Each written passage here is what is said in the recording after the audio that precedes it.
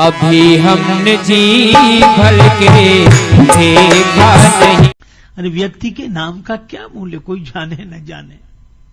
नाम तो काम चलाने के लिए है। अगर कोई नाम ना हो तो ये वो कहां तक करते रहेंगे।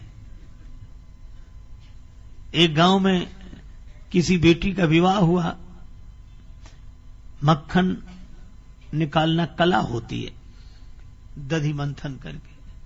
अब वो बेचारी शहर की रहने वाली, उसे ढंग मालूम नहीं। सास से कहा, माता जी मटकी में मक्खन आ गया, उसे चलकर निकाल लो।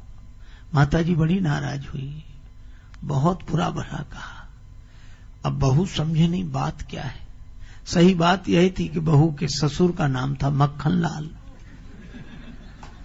और वो ऐसे ही चली गई कि मटकी में मक्खन आ गया। उसे कान पकड़े, क्या आइंदा ध्यान रखूंगी। पर उसके लिए तो फिर वही समस्या थी। तीसरे दिन फिर वही समस्या। तो गई, बोले माता जी मटकी में वो परसों क्या। अब वो फिर नाम लेना पड़े। तो यही बोली कि माता जी मटकी में ससुर जी आ गए, उन्हें चलकर निकाल लो। तो हम लोगों के नाम तो काम चलाने के लिए हैं। कोई भी नाम बना रहे।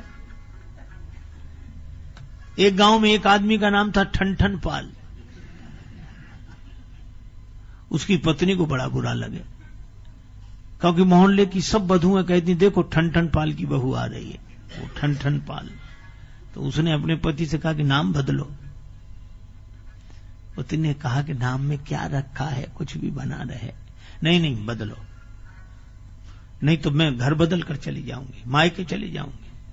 पति ने कहा कि भाई तेरी मर्जी, अब नाम में। तो नाराज होकर मायके चली, अपने पिता के यहां पैदल चली जा रही थी। रास्ते में एक बालिका लकड़ी बीन रही थी। इसने पूछा, बेटी तुम्हारा क्या नाम है? बड़ी गरीबनी जान पड़ती हो, लकड़ी बीन रही हो। उस बालिका ने कहा कि मेरा नाम लक्ष्मी है। उसका लकड़ी बीने लक्ष्मी,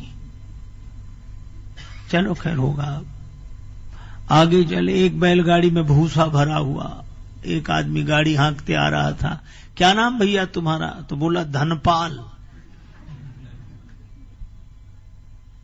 आगे बढ़े तो एक की शव यात्रा निकल रही थी। ये भैया कौन?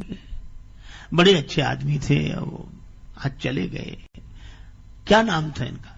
इनका नाम था अमर सिंह जी। वहीं से लौट आई। पति ने आकर घर में पूछा कि क्यों लौट आई, नाराज गई थी तुम? कहा मेरी नाराजगी दूर हो गई रास्ते में। कैसे?